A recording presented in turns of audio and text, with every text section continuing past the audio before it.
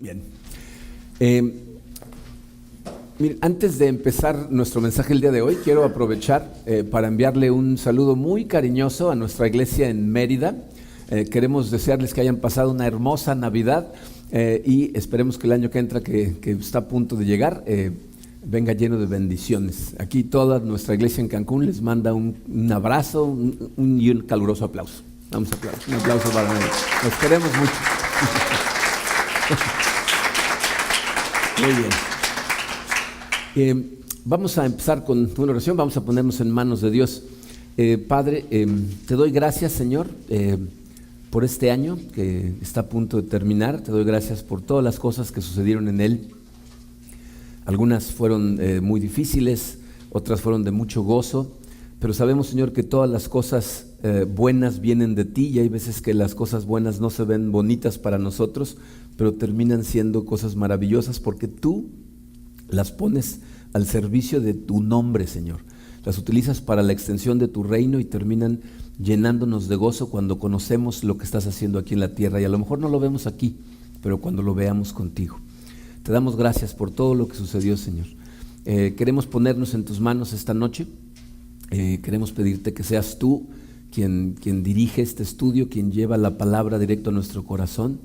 Te pedimos, Señor, que nos empujes un poquito el día de hoy, nos confrontes y nos lances a este año que viene bastante bien enfocados en ti, Señor. Te lo pedimos en el poderoso nombre de tu Hijo Jesucristo. Amén. Muy bien, miren, hay un pasaje en la Biblia, en la carta del apóstol Pablo a los Filipenses, que me parece que es muy pertinente para estas fechas, para el inicio de año, para los finales de año. Nos va a tomar un poquito encontrar la relevancia del pasaje para el fin de año, pero poco a poco vamos a llegar allá. Miren, yo crecí, como muchos de nosotros, bajo la Iglesia Católica, ¿no? Mi familia era católica. De hecho, nosotros cuando éramos niños vivíamos en el Estado de México y nuestra casa estaba como a una cuadra de la iglesia del Campo Florido en la Florida, y entonces participamos en un montón de cosas. Mi hermana Alina y yo hicimos la primera comunión juntos, y entonces me acuerdo que teníamos que tomar clases de catecismo. No sé si les tocaron las clases de catecismo, ¿no? En donde tenías que aprenderte un montón de cosas de memoria, oraciones de memoria. De hecho, te daban un librito, ¿no? Que tenías que estudiar y tenías que aprenderlo. Y bueno, pues era algo que lo que teníamos que hacer allá, que yo pensé que era específico de la Iglesia Católica, pero no es así, ¿no? De hecho, en nuestra iglesia nosotros le enseñamos a nuestros niños, ¿verdad?, muchas doctrinas, les enseñamos versículos, o sea, los estamos entrenando para que tengan esa relación con Dios que nosotros queremos que tengan. Pero hay iglesias en donde llevan estas cosas a un grado diferente, ¿no? Hay lugares en donde hay exámenes, donde incluso hay competencias de ver quién sabe más, y al final les dan diplomas o les dan medallitas dependiendo de quién sabe más cosas. Y miren, yo creo que es muy bueno enseñarle a nuestros niños el estudio de la Biblia, y a nuestros adultos la importancia del estudio de la Biblia, tener suficiente conocimiento bíblico. Sin embargo, estas cosas pueden tener un riesgo si no nos fijamos muy bien en cuál es el objetivo real. De esto es de lo que nos habla Pablo en su carta a los Filipenses en el capítulo 3. Fíjense, vamos a empezar a partir del versículo 3. Fíjense lo que nos dice Pablo. Dice: nosotros nos enorgullecemos en Cristo Jesús y no ponemos nuestra confianza en esfuerzos humanos. Yo mismo tengo motivos para tal confianza. Si cualquier otro cree tener motivos para confiar en esfuerzos humanos, yo más. Circuncidado al 8º día, del pueblo de Israel, de la tribu de Benjamín, hebreo de pura cepa. En cuanto a la interpretación de la ley, fariseo. En cuanto al celo, perseguidor de la iglesia. En cuanto a la justicia que la ley exige, intachable. Entonces, fíjense, lo que Pablo está diciendo aquí es: si esto se trata de religiosidad externa, si se trata de cómo te ves, de cuánto te sabes de memoria, dice, nadie me gana, ¿no? Dice, yo era fariseo, es decir, fíjense, los fariseos eran gente que se sabían los primeros 5 libros de la Biblia de memoria.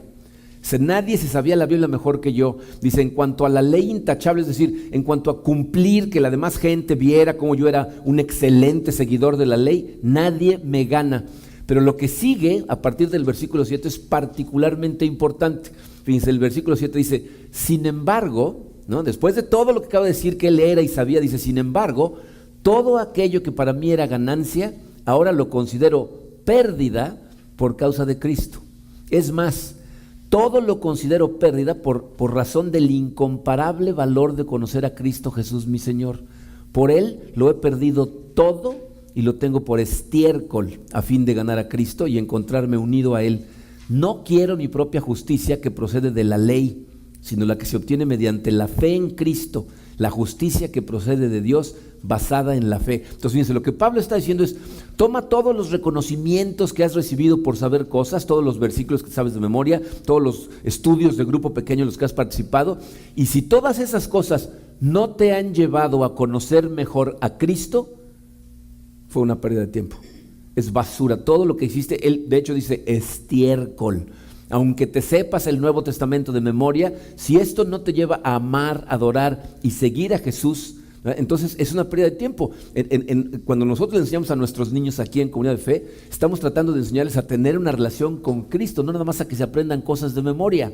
Ahora, ¿por qué es importante analizar estas cosas ahorita en esta época del año, cuando estamos a punto de iniciar un nuevo año? Miren, habemos diferentes tipos de personas en cuanto a cómo enfrentamos estos nuevos inicios. Aunque si lo piensan, el inicio de un nuevo año es más bien un efecto psicológico que real, ¿no? Pues es simplemente tiempo que sigue, ¿no? Pero cómo enfrentamos estos inicios de año nos afecta de forma diferente a las personas.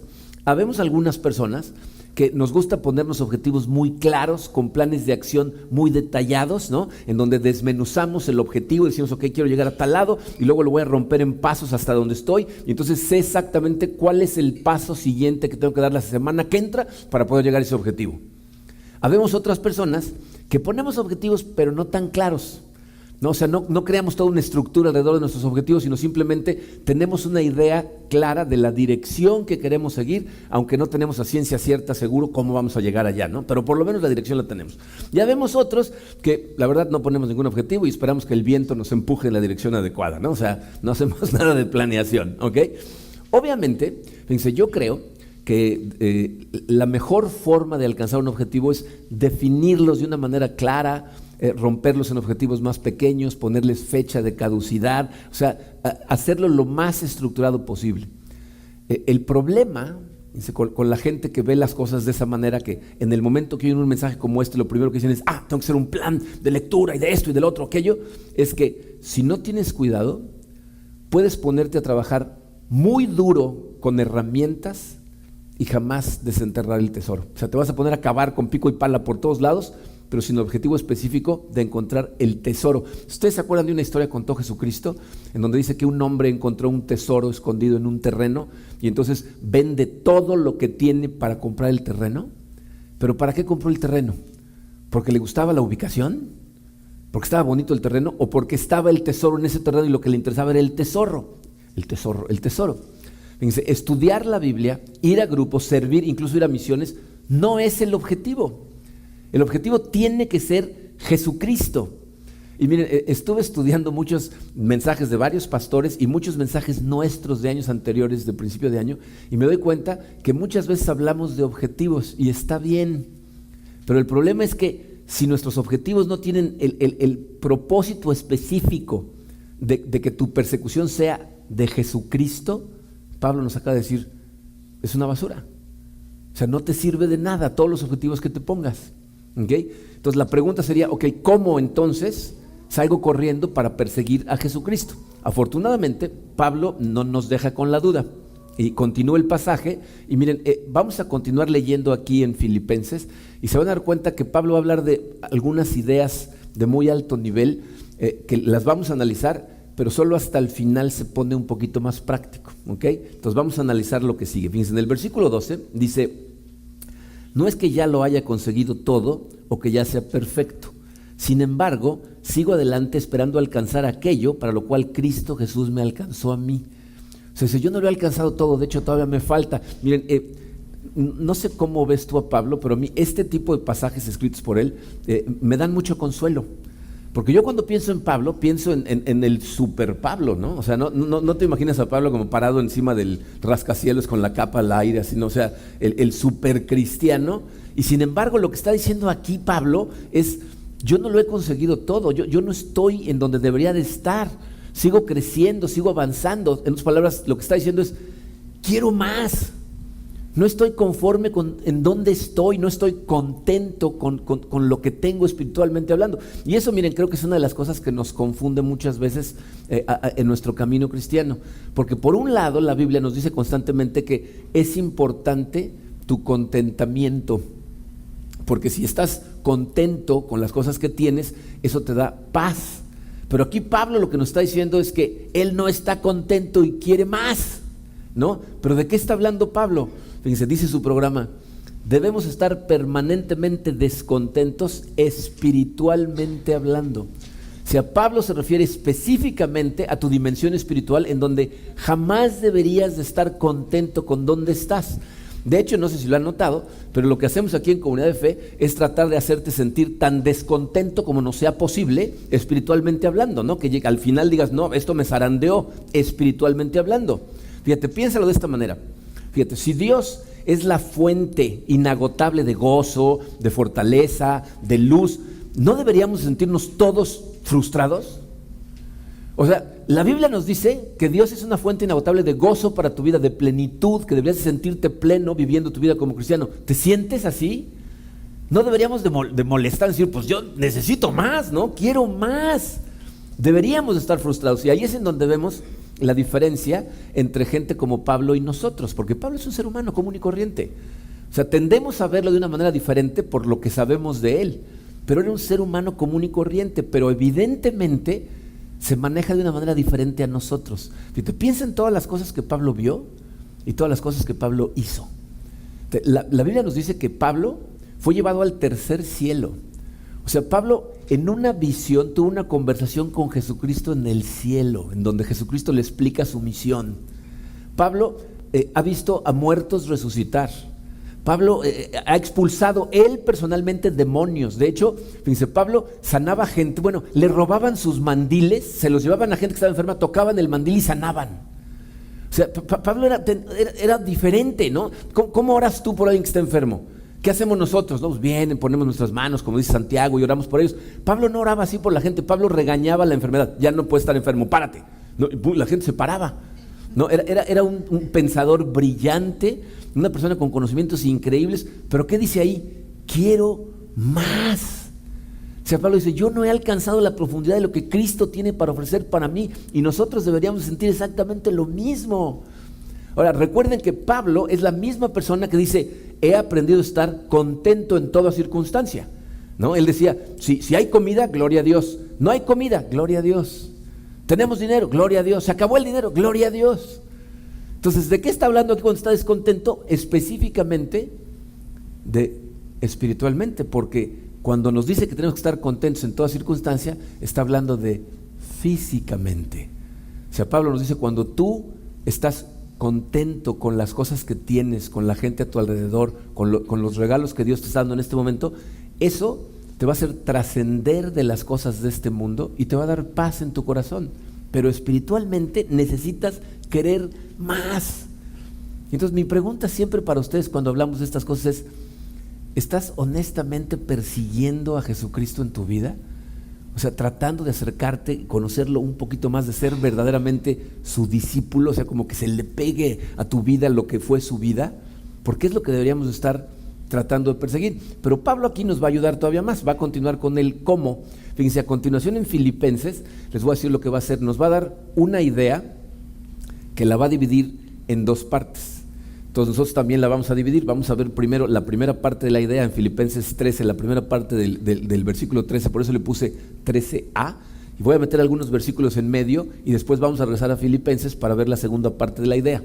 Fíjense cómo dice el versículo 13, dice, hermanos, no pienso que yo mismo lo haya logrado ya, más bien, fíjense, dice, una cosa hago, o sea, es una sola idea, pero la va a dividir en dos partes, dice, una cosa hago, olvidando lo que queda atrás. Esa es la primera parte de la idea.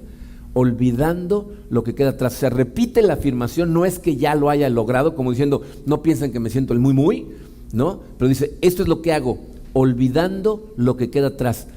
¿Qué puede significar eso? Miren, sabemos, por lo que nos dice la Biblia, que no puede estar hablando acerca de cosas que tienen que ver con Dios. Porque la Biblia de hecho lo que nos dice es que las cosas que Dios ha hecho en nuestra vida tenemos que recordarlas todo el tiempo, ¿no? O sea, nos dice claramente por todos lados, recuerda las cosas que he hecho por ti. Por ejemplo, nos dice, acuérdate de los lugares donde te he sacado. ¿Cuántas veces al pueblo de Israel les dice, acuérdate que soy el Dios que te sacó de Egipto? ¿No? Entonces a ti te dice, acuérdate de dónde estabas cuando te encontré y de los lugares de los que te he sacado. Jesucristo nos dice, acuérdate del sacrificio que hice por ti. ¿Qué celebramos cada vez que celebramos la cena del Señor?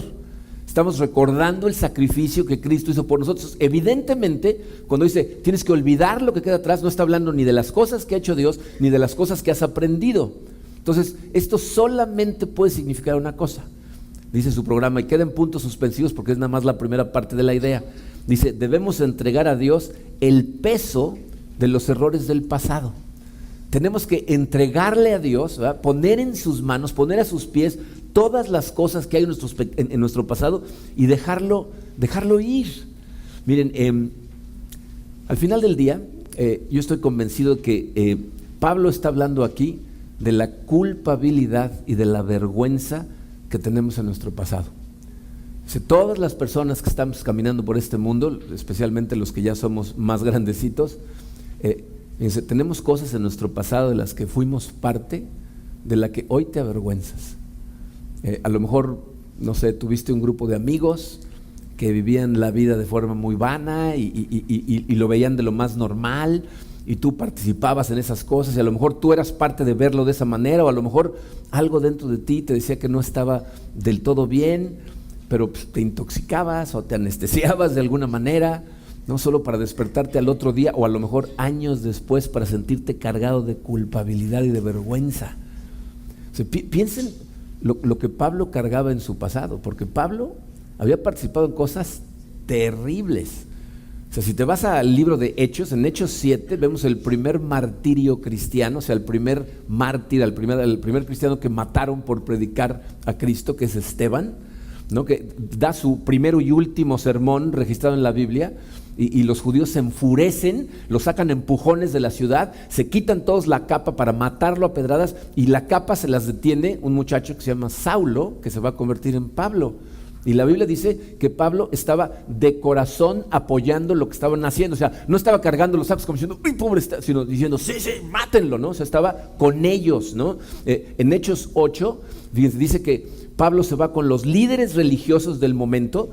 Acuérdense que Israel era una teocracia, los líderes religiosos eran los gobernantes de ellos, y les van a pedir documentos, cartas de extradición para irse a otra ciudad, para irse a Damasco, a perseguir y aterrorizar a cristianos, ¿no? Entonces Pablo ha hecho cosas que seguramente podían avergonzarlo espantosamente, y yo creo que todos sabemos aquí que la vergüenza es una emoción muy poderosa.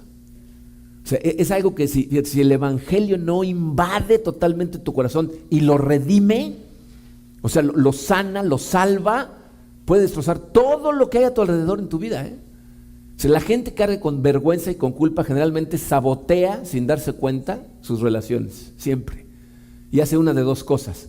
Una, trata tan mal a la gente que ellos son los que controlan su propio rechazo. Tú no me vas a rechazar a mí, yo te voy a rechazar a ti. O mantienen a la gente tan a distancia que realmente no te conocen y no tienen la oportunidad de rechazarte. Y todo eso proviene de una sensación de sentirte que no eres digno de ser amado. Lo cual, la verdad, es una mentira, ¿no? Pero es lo que pensamos. Si la gente supiera en lo que yo estuve involucrado, no me amaría. ¿No? Todas esas cosas en las que participamos, activo a lo mejor pasivamente, porque hay gente que de niños fueron abusados, y nosotros distorsionamos las cosas en nuestra mente caída, sintiéndonos culpables por lo que nos pasó. Y entonces muchas veces esas cosas son lo que destroza todas tus relaciones. Pero el poder del Evangelio de Cristo destruye el agarre que esas emociones tienen sobre ti. Y eso es lo que Pablo está tratando de demostrarnos con lo que nos dicen en varias de sus cartas.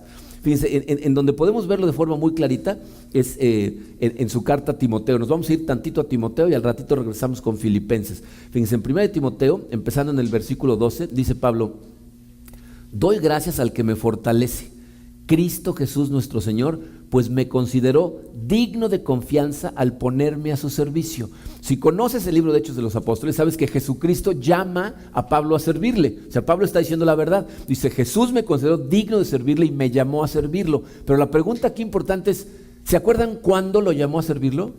¿Qué momento histórico en la vida de Pablo? Cuando va a Damasco. O sea, Jesucristo no vio a Pablo y dijo, no, mira, ya está reconsiderando su posición, la verdad está cambiando, vamos a llamarlo, este muchacho tiene potencial. No, o sea, en el peor momento de su vida, cuando va de camino a Damasco, dice la Biblia, respirando amenazas de muerte contra los cristianos, en ese momento Dios decide hablarle a Pablo para jalarlo hacia él en su peor momento. Y estoy convencido de que eso, ser consciente de que Dios lo llamó en el peor de sus momentos, es lo que convierte a Pablo en un verdadero adorador.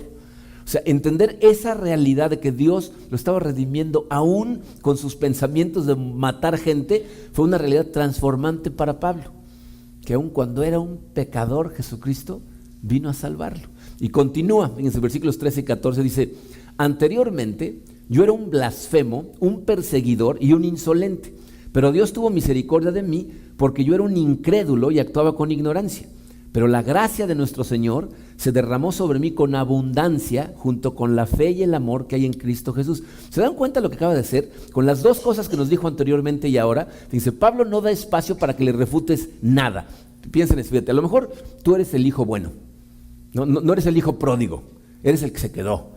¿No? Eres el que siempre fue a la iglesia, el que siempre sacaste buenas calificaciones, el que fuiste muy obediente, el que todo te aprendías. Pablo dice, yo más. Tú eras así, yo era mejor que tú. Externamente nadie le gana en justicia a Pablo, pero a lo mejor tú eras el hijo malo. No empezaste a fumar marihuana a los 10 años y de ahí todo fue para abajo, ¿no? O sea, ¿no? Pablo dice, yo era peor. No, internamente yo he hecho cosas peores que las que tú puedes haber pensado hacer. Entonces Pablo nos está tratando de mostrar con qué fuerza invade la gracia de Dios. Dice, yo fui todas esas cosas. ¿Y cuándo me vino a salvar Cristo? Cuando estaba en los momentos más oscuros de mi vida. Y fíjate lo que dicen los versículos 15 y 16, porque no nos da chance ni de encontrar excusas. Dice, este mensaje es digno de crédito y merece ser aceptado por todos, que Cristo Jesús vino al mundo a salvar a los pecadores, de los cuales yo soy el primero. Pero precisamente por eso Dios fue misericordioso conmigo, a fin de que en mí, el peor de los pecadores, pudiera Cristo Jesús mostrar su infinita bondad. Así llego a servir de ejemplo para los que creyendo en Él reciban la vida eterna. Miren, hay gente en nuestra iglesia que lleva mucho tiempo jugando a la iglesia y juegan el juego muy bien. Saben cómo hablar, saben cómo nos portamos, ¿no? En la iglesia, saben cómo saludar a la gente, pero fíjense, es gente que cuando están solos consigo mismos, a lo mejor en la noche antes de irse a dormir, o cuando se dan el tiempo para pensarlo, porque son pensamientos que tratamos de evitar, pero cuando se ponen a considerar estas cosas, piensan, esa plenitud que Dios dice que vamos a obtener si lo tenemos, pues yo creo que no es para mí, y esto es lo mejor que voy a tener, y entonces ya están pensando que pues no es realmente para ellos.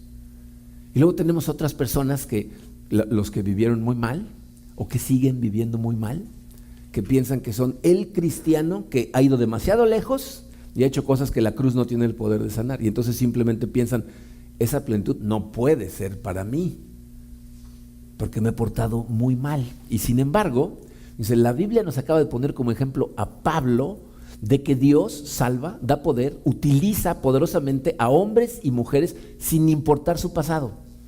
O sea, miren, ¿saben cuál es la realidad? Si tú estás en cualquiera de esas situaciones, lo que necesitas hacer es juntarte, conectarte en la iglesia con gente que tiene testimonios como los de Pablo. Porque cuando ves a una persona que realmente te da un testimonio verdadero de cómo Dios los ha sacado de lugares increíblemente oscuros para vivir para su servicio, esas cosas te tocan, te transforman. Eso fue lo que transformó a Pablo. ¿Sabes en dónde puedes ver ese tipo de testimonios? En Celebrando la Recuperación. Ve un día Celebrando la Recuperación. Vas a escuchar testimonios que te va a costar trabajo, primero, creer el testimonio de algunas personas, y en segunda te va a costar trabajo creer que tienen el valor de pasar al frente y hablar de esas cosas en frente de los demás. ¿eh? Pero como dice Pablo, vas a entender si los conoces y te conectas, que son gente que por la gracia de Dios está haciendo ¿qué? Olvidando lo que está atrás. Están tirando el peso de la vergüenza, de la culpabilidad, porque saben que Dios los transformó y ahora son una nueva criatura. Entregaron a Cristo esas cosas, Cristo sanó su corazón y ahora tiraron el peso que los detiene. Entonces la primera parte es olvidar lo que está atrás, tirar esas cosas, entregárselas a Dios. La segunda parte, vamos a regresar a Filipenses, continuamos con el versículo 13, dice, y esforzándonos por alcanzar lo que está adelante. Sigo avanzando hacia la meta para ganar el premio que Dios ofrece mediante su llamamiento celestial en Cristo Jesús. Entonces, no solo olvidamos, también nos esforzamos por ir hacia adelante. Miren, esa palabra esforzamos en griego es literalmente extendiéndome o estirándome. De hecho, algunas versiones dicen estirándome hacia adelante. Pablo está demostrando de forma muy gráfica con su palabra ahí, esa acción que toman los atletas cuando van corriendo y están a punto de llegar a la meta y se avientan lo más posible con el cuello hacia adelante para tratar de ganar por una nariz. No, eso es precisamente lo que está describiendo aquí Pablo. Dice, nosotros tenemos que tratar de esforzarnos por ir hacia adelante.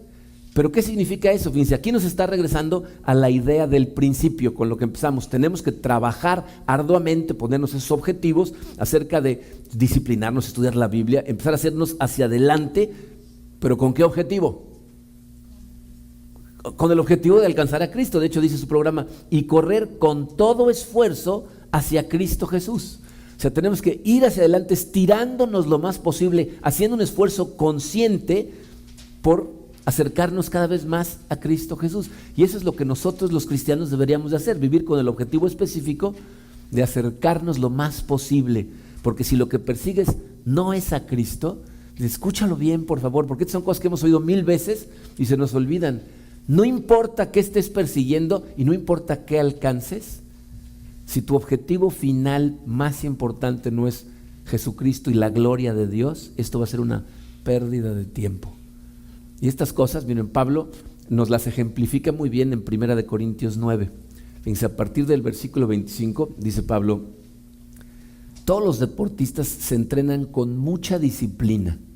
Ellos lo hacen para obtener un premio que se echa a perder.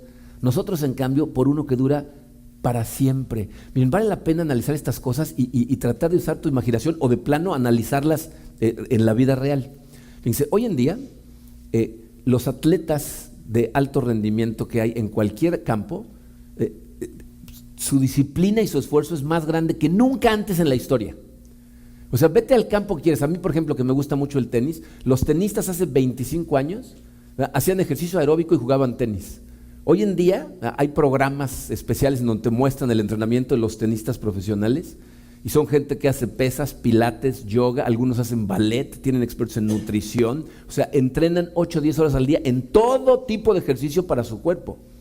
Si ves, hay programas también especiales para que veas cómo entrenan los jugadores de fútbol americano. El entrenamiento raya en la tortura, o sea, dices, no es posible lo que les están haciendo estas personas. Pero ese es precisamente el punto de Pablo. Para obtener, ¿qué? ¿Cuánto dura lo que obtienen? Hay una serie en el canal de deportes ESPN que se llama 30 de 30. Sacaron unos documentales en esa serie. Sacaron uno de un muchacho que seguramente nunca has oído hablar de él, que se llama Marcus Dupree. Marcus Dupree, cuando estaba jugando fútbol americano en la preparatoria, era como un hombre jugando entre niños de kinder. O sea, tenía un tamaño extraordinario, era un corredor y bueno, todas las universidades estaban nada más tratando de tomarlo cuando salió de la preparatoria. En aquel entonces Oklahoma era la universidad más poderosa, ¿verdad? Los que atraían a mejores atletas, y de inmediato se lo llevaron con él. Entonces empezó a jugar en Oklahoma, empezó a romper récords, pero después del segundo año se destrozó la rodilla y se acabó su carrera. Y entonces en el documental están enfocados en eso, ¿no? Se ve cómo regresa Marcus Dupree a la casa en donde había crecido con su mamá ya había fallecido, vivían en un trailer park, en un camioncito de esos casa, ¿no? Y llegan y está totalmente abandonado el tráiler, ¿no? Y entra él y entran con los de la cámara y está lleno el tráiler de trofeos, de portadas de revistas, todas llenas de polvo y telarañas, y lleno de trofeos, ¿no? Y entonces tú te preguntas, ¿y ¿qué logró?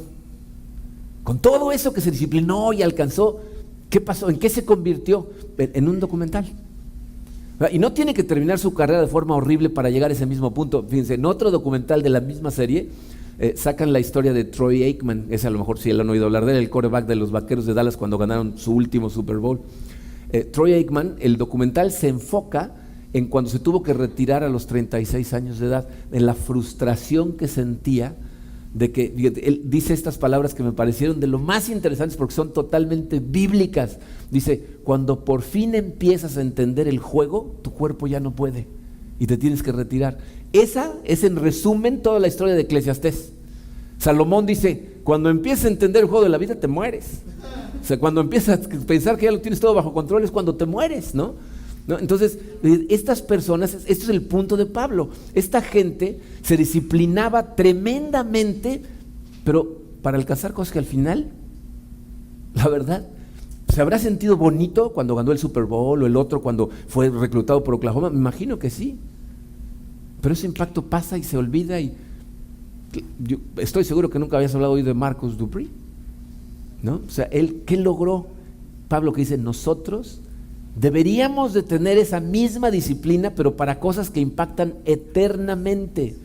Y bien, afortunadamente, gracias a Dios, Pablo nos da dos ideas concretas en el siguiente versículo, en el versículo 26, con respecto al año que viene. Fíjense las dos ideas. Dice, así que yo no corro como quien no tiene meta. Esa es una idea. Dice, no lucho como quien da golpes al aire. Esa es otra idea. Entonces vamos a analizarlas. Fíjate, la primera idea dice, yo no corro como quien no tiene meta, es decir, yo no corro sin objetivo o sin propósito. Entonces la primera pregunta que tienes que contestar antes de iniciar este año, está en tu programa, dice, ¿en qué dirección estás corriendo? O sea, ¿cuál es la meta? ¿Estás corriendo para alcanzar algo o simplemente estás corriendo? Bien, ¿saben cuál fue una de las escenas más confusas para mí de la película Forrest Gump? Cuando sale corriendo. ¿Se acuerdan de Forrest Gump? Y un día sale corriendo y corre y la gente lo ve y piensan que tiene algún significado y lo empiezan a seguir y al rato tiene una multitud siguiéndolo y un día se para y dice, ya acabé y todos, ¿qué? ¿Qué pasó? ¿Qué? ¿Ya? ¿No? O sea, no hubo propósito de nada, ¿no? Pero ¿cuánta gente va corriendo en la vida como Forrest Gump? Nada más van corriendo sin ningún propósito. ¿Qué estás persiguiendo? ¿Tienes un plan de acción? O sea, ¿hay algo más o menos en tu cabeza de cómo vas a alcanzar lo que estás persiguiendo? Miren, les voy a decir lo que sé que va a pasar a partir del martes de la semana que entra. El gimnasio al que voy va a estar lleno. Esa es la mala noticia. La buena es que va a durar 3 semanas, ¿no? O sea, 3 semanas después la gente va a dejar de ir, ¿no? Llegan unos y se van rápido. ¿Saben cuál es una manera no es una regla general, pero casi siempre, ¿sabes cómo puedes determinar quién se va a quedar en el gimnasio y quién no se va a quedar? Los que no se van a quedar llegan al gimnasio con su toalla y su botella de agua y andan caminando por todo el gimnasio y ven un aparato, ahí se ponen a hacer 10, 15, 20, y luego andan caminando y ven otro, ¿no? O sea, nada más andan deambulando por ahí haciendo lo que se les ocurre. La gente que llega se sienta con un entrenador y los pesan, los miden y les hacen un plan de acción y les ponen una rutina diferente para 3 días. Esa gente tiene mucho más posibilidades de quedarse. ¿Por qué? Porque tiene un plan. Entonces saben qué están persiguiendo y saben cómo lo van a lograr. Entonces, ¿qué estás persiguiendo? ¿Y cómo piensas perseguirlo?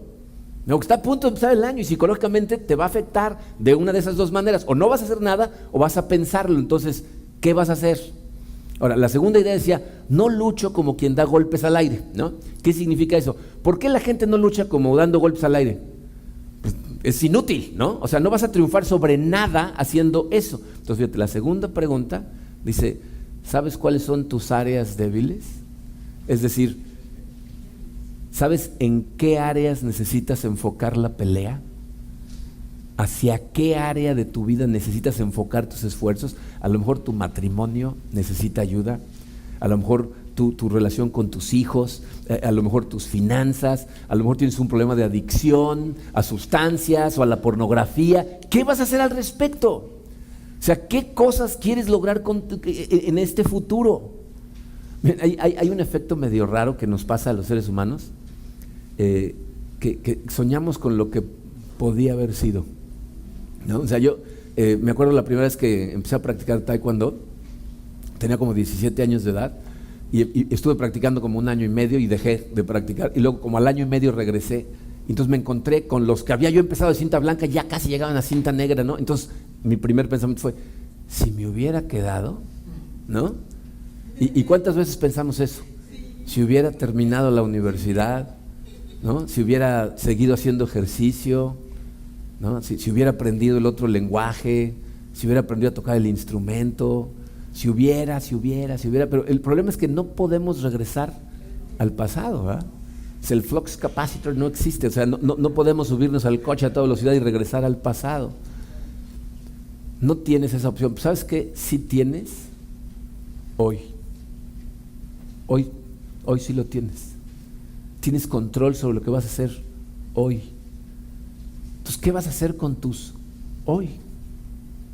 Fíjate, velo de otra manera. Piensa que dentro de 2 años vas a estar frustrado pensando, si hubiera empezado cuando dijo Marco ese día, ¿no? ¿Dónde estaría hoy? Entonces imagínate que Dios sí te está dando la chance de regresar y estás hoy. ¿Qué vas a hacer? ¿Qué vas a hacer con tu hoy? Entonces, olvídate del pasado, entrégaselo a Dios, déjalo que redima y sane tu corazón y estírate hacia el futuro persiguiendo las cosas eternas. Porque cada cosa que empieza a hacer hoy va a empezar a moldear tu mañana. Entonces, aprovecha hoy. Vamos a orar. Padre, te doy gracias, Señor, por cada una de estas personas que estamos aquí en esta sala y escuchando estas palabras. Te doy gracias, Señor, porque estamos aquí precisamente porque queremos recibir de ti. Te doy gracias, Padre, porque tu palabra nos confronta, pero al mismo tiempo, Señor, nos anima y nos recuerda de que estamos a tiempo, de que podemos empezar a hacer estas cosas de las que nos habla tu hijo Pablo hoy mismo. Este año está a punto de terminarse, Padre, y uno nuevo está a punto de iniciar. Sé que para nosotros los seres humanos esas puertas psicológicas de los nuevos inicios muchas veces son lo que necesitamos para empezar una transformación. Te pido que ese sea el caso para todos nosotros, Señor, que hagas el milagro en mi corazón, en nuestros corazones, de querer verdaderamente tener un cambio. En algunos casos a lo mejor va a ser un cambio drástico, en otros a lo mejor es como un ajuste de dirección. En algunos a lo mejor es levantarse de donde han estado sentados y seguir andando, o a lo mejor acelerar un poquito más.